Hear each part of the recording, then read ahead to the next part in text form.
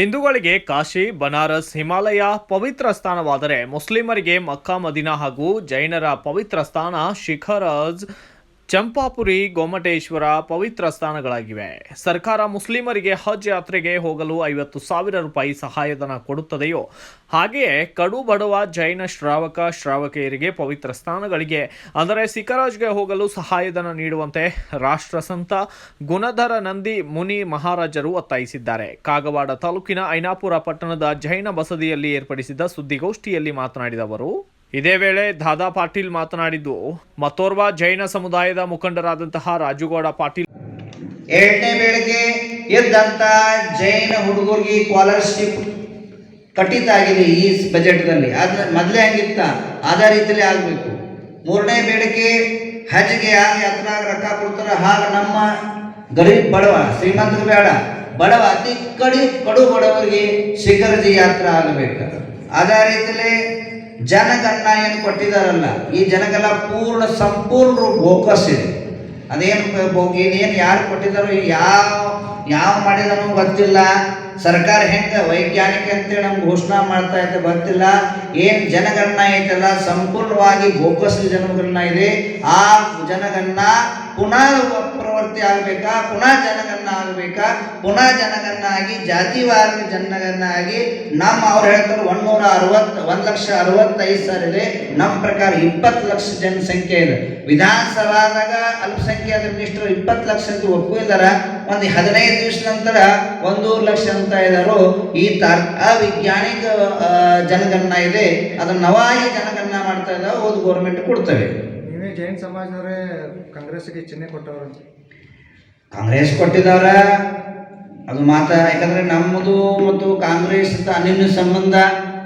ಯಾಕಂದ್ರೆ ನಮ್ಮ ಕಾಂಗ್ರೆಸ್ ಯಾರೇ ಇಂದಿರಾ ಗಾಂಧಿ ಇದ್ರು, ಆಳಕ್ಕಿದ್ದಂಥ ಗೊಮ್ಮಟೇಶ್ವರದ ಅಭಿವೃದ್ಧಿ, ಸಂಪೂರ್ಣ ಅಭಿವೃದ್ಧಿ ಆ ಸಮಯದಲ್ಲಿ ಆಗಿದೆ. ರಾಜೀವ್ ಗಾಂಧಿ ತನಕ ನಮ್ಮ ಅಭಿವೃದ್ಧಿ ಸಾಕಷ್ಟು ಆಗಿದೆ. ಜೈನ ಸಮಾಜ ನಾವು ಕೈ ಕೊಟ್ಟಾಗ ಈ ಕಾಂಗ್ರೆಸ್ ನಮ್ಮ ಕೈ ಕೊಡ್ತಾ ಇದೆ. ರಾಜ್ಯ ಸರ್ಕಾರ ಜೈನ ಸಮುದಾಯದ ಮೇಲೆ ಅನ್ಯಾಯ ಮಾಡ್ತಾ ಇದೆ ಅಂತ. ಹೌದು, ಸಂಪೂರ್ಣವಾಗಿ ಅನ್ಯಾಯ ಆಗ್ತಾ ಇದೆ, ನಿರ್ಲಕ್ಷ್ಯ ಆಗ್ತಾ ಇದೆ. ಬಾಕಿ ಇದ್ದಂಥ ಸಾಕಷ್ಟು ಬೇಡಿಕೆಗಳು ಅವರು ಯಾವ ಪ್ರಕಾರ ದಾದ ಮಾಡ್ತಾ ಇಲ್ಲ. ಮುಖ್ಯಮಂತ್ರಿಗಳಿಗೆ ಸಾಕಷ್ಟು ಸಭೆ ಮನವಿ ಮಾಡಿದವು. ಇನ್ನು ಸಮಾಜ ಮೂಲಕ ರಾಜ್ಯಪಾಲ ಮುಖಾಂತರ ಮನವಿ ಮಾಡ್ತಾ ಇದ್ದಾರೆ. ಯಾವ ರೀತಿ ಸ್ಪಂದನೆ ಕೊಡ್ತಾ ಇದೆ ಸರ್ಕಾರ ನಿಮಗೆ? ನಾವು ನಮ್ಗೆ ಏನು ಮೇನ್ ಬೇಡಿಕೆ ಇದೆ ಅದ್ರ ಲಕ್ಷ ಕೊಡ್ತಾ ಇಲ್ಲ. 2-3 ಬೇಡಿಕೆ ಅವ್ರು ಕೊಟ್ಟಿದ್ದಾರೆ. 7-8 ಬೇಡಿಕೆ ಇದ್ದು ಅದರ 3 ಬೇಡಿಕೆ ಅವರು ಒಪ್ಪಿದ್ದಾರೆ ಮತ್ತು ಕೊಟ್ಟಿದ್ದಾರೆ. ಬಾಕಿ ಬೇಡಿಕೆ ಹಂಗೆ ಪೆಂಡಿಂಗ್ ಇದೆ. ನಿಗಮ ಮಂಡಳ ಸುದ್ದ ಈಗ ಮಾಡ್ತಾನೋ, ಆಗ ಮಾಡ್ತಾನೋ, ಈಗ ಮಾಡ್ತಾನೋ, ಆಗ ಮಾಡ್ತಾನೋ ಮಾತ್ರ ಕಾಲಹರಣ ಮಾಡ್ತಾರೆ ಹೊರತುಪಡಿಸ್ರೆ ವಿಧಿ ರೂಪವಾಗಿ ತರ್ತಾ ಇಲ್ಲ. ರಾಜ್ಯಪಾಲರ ಮೂಲಕ ಮನವಿ ಕೊಡೋದು. ಹೌದು. ಕೊನೆಯದಾಗಿ ಸರ್ಕಾರಕ್ಕೆ ಏನು ಹೇಳಕ್ಕೆ ಇಷ್ಟಪಡ್ತೀರ ಅಂತ? ನೋಡ್ರಿ, ಈಗ ನಾನು 8ನೇ ತಾರೀಕು ಕೊನೆ ಮನವಿ ಕೊಡ್ತಾನು.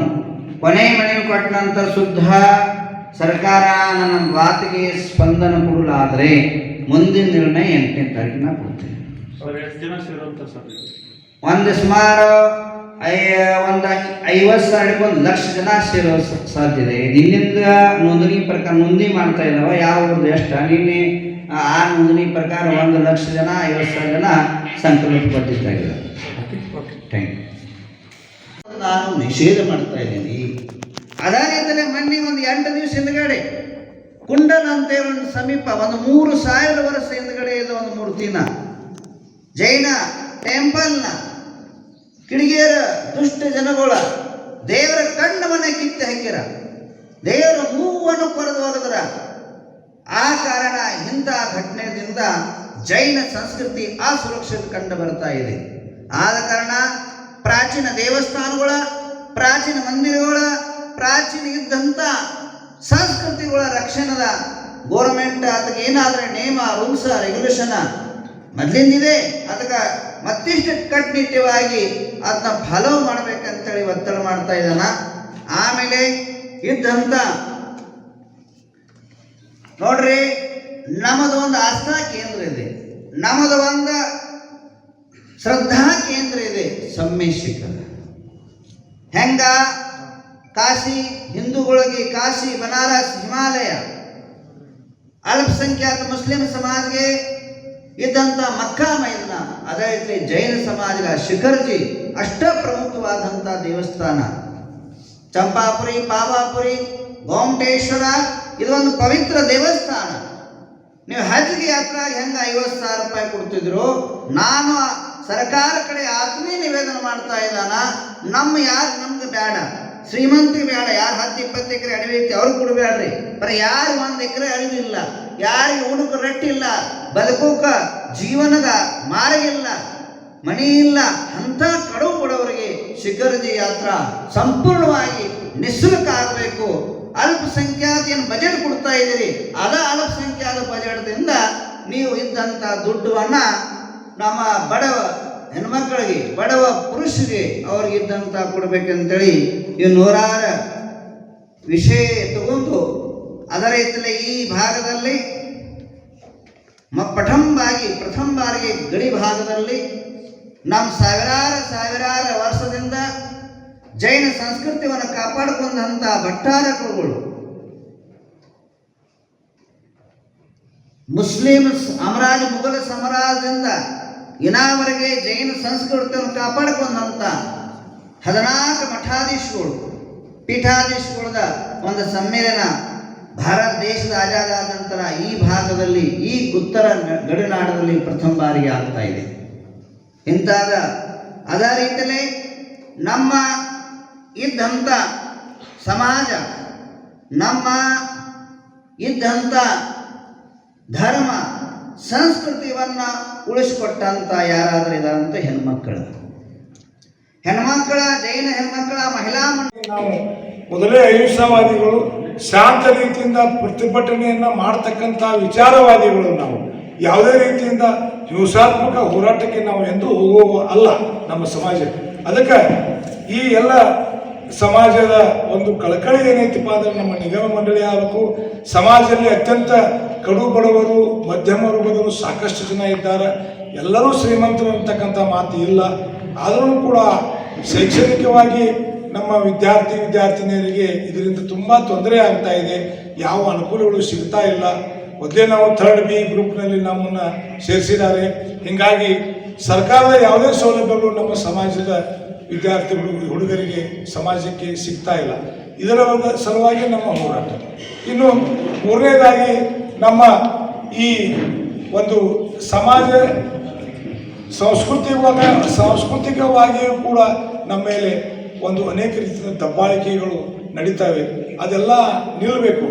ನಾವು ಕೂಡ ಭಾರತ ದೇಶದ ಸ್ವಾತಂತ್ರ್ಯದಲ್ಲಿ ಮುಂಚೂಣಿಯಲ್ಲಿ ಹೋರಾಡಿದಂಥ ಸಮಾಜ, ದಾನ ಧರ್ಮಗಳಲ್ಲಿ ಎತ್ತಿದ ಕೈ ಇದ್ದಂಥ ಸಮಾಜ.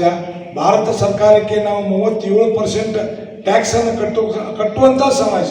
ಪ್ರಾಮಾಣಿಕವಾಗಿ ದುಡಿದು ಪ್ರಾಮಾಣಿಕವಾಗಿ ಸರ್ಕಾರಕ್ಕೆ ನಾವು 37% ಇವತ್ತಿನ ದಿವಸ ಸೆಂಟ್ರಲ್ ಗೌರ್ಮೆಂಟ್ಗೆ ಟ್ಯಾಕ್ಸ್ ಕಟ್ಟುವಂಥ ನಮ್ಮ ಸಮಾಜ. ಇಂಥ ಒಂದು ಸಮಾಜಕ್ಕೆ ಇವತ್ತಿನ ದಿವಸ ಕೇವಲ ಶ್ರೀಮಂತರ ಒಂದು ಲಕ್ಷ್ಯದಲ್ಲಿ ದೃಷ್ಟಿಕೋನದಲ್ಲಿ ಇಟ್ಟುಕೊಂಡು ಸಮಾಜಕ್ಕೆ ಒಂದು ಅನ್ಯಾಯ ಆಗ್ತಾ ಇದೆ. ಆದ್ರೆ ಸಮಾಜದಲ್ಲಿ ಬಡವರು, ಮಧ್ಯಮ ವರ್ಗದವರು ಸಾಕಷ್ಟು ಜನ ಅದಾವೆ.